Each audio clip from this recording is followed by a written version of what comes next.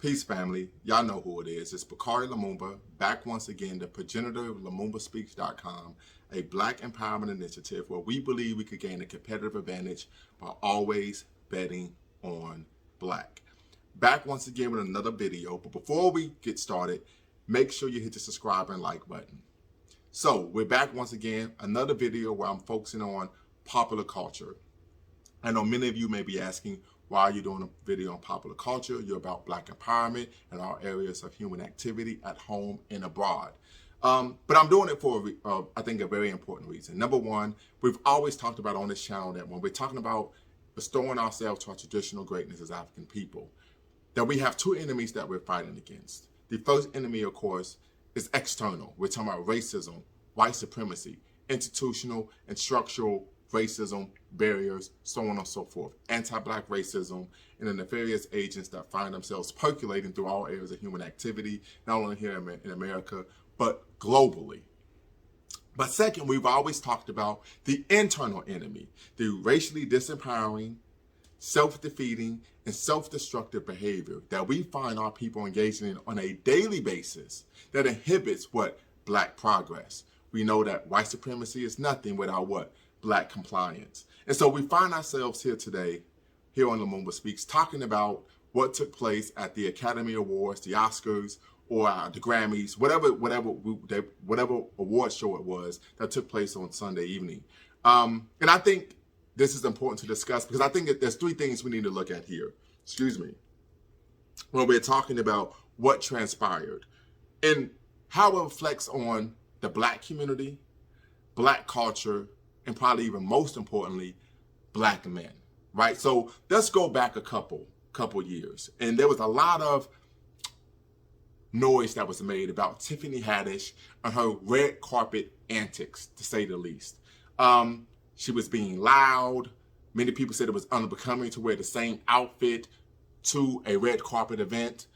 She was even, had fried chicken in her purse. And as many of you know, many people have came out and argued that she wasn't funny, that she simply was acting ghetto. Many people equated this to being real. She was making rather bizarre comments, saying that she had a disease for JJ. She even came out and talked about how her husband had abused her. She wrote a book. The husband filed a suit for libel. She came back and said, no, he didn't abuse me, and here we are today. And I'm saying that to say, number one, we've always stated that celebrities are not leaders, and we shouldn't look up to celebrities, right? Because oftentimes celebrities are put into the positions that they're in by, of course, the white power structure. But there's a reason why we're talking about Holly Weird today.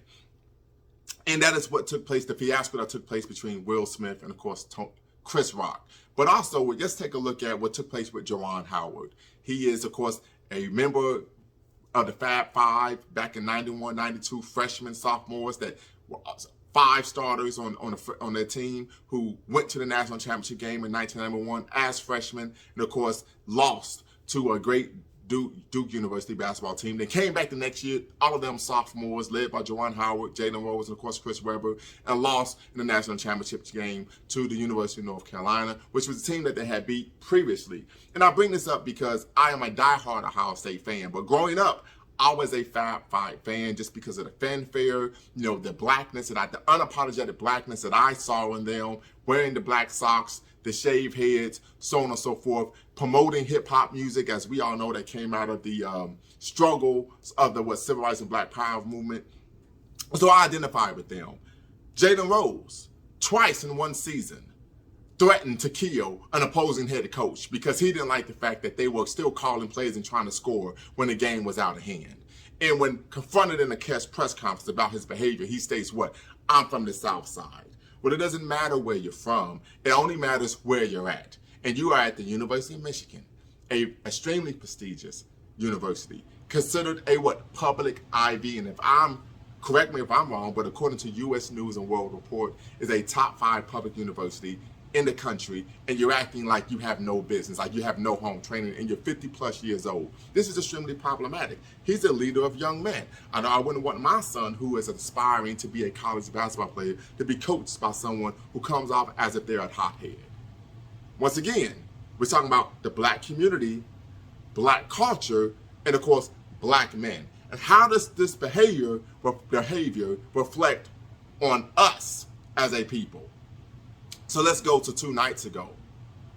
Chris Rock makes a seemingly innocuous joke about Jada Pinkett Smith starring in G.I. Jane 2.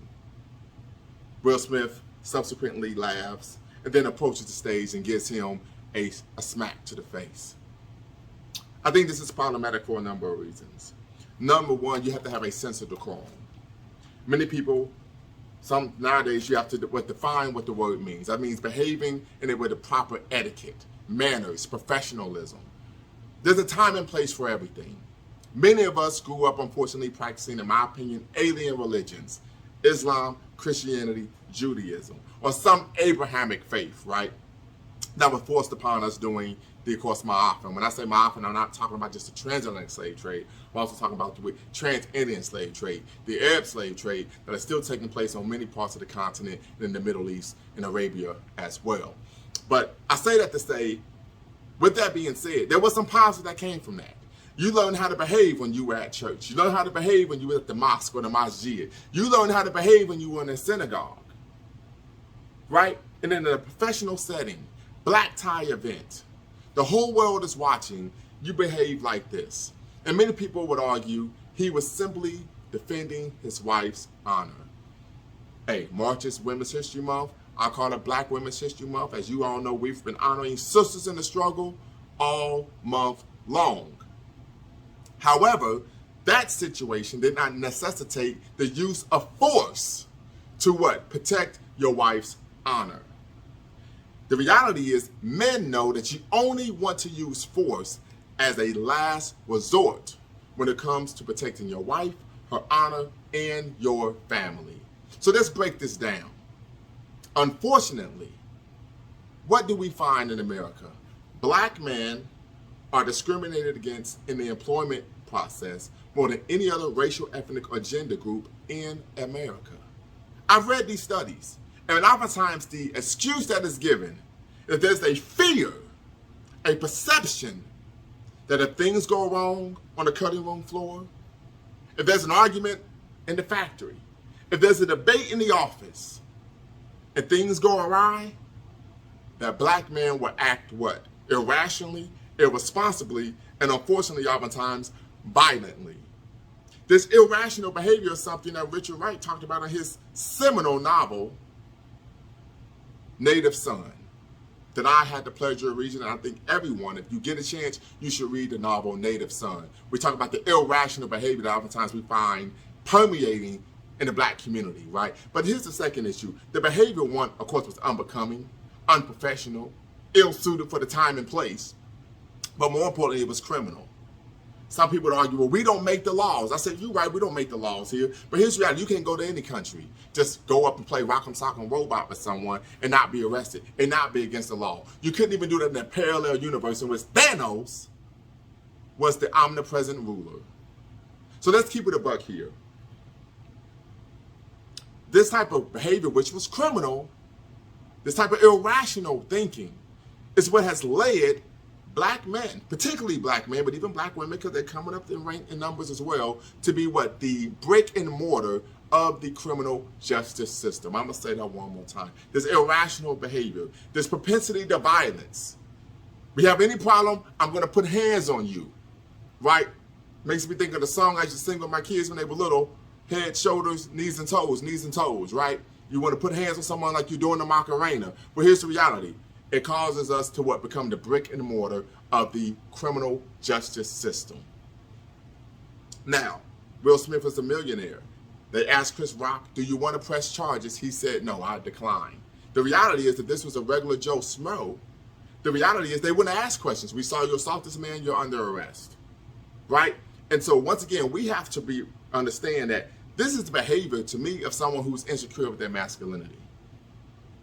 This is the behavior I would expect my son to engage in if someone was talking trash about his sister.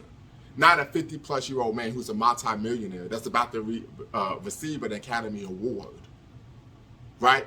And so this is a stain on not only the black community, but black culture, and most importantly, black men, because it reinforces the stereotype that we are irrational, that we are prone to violence, that we are criminal in nature, right? And that as a result, we can't build anything because we're always ready to run off and play rock'em sock'em robot with someone.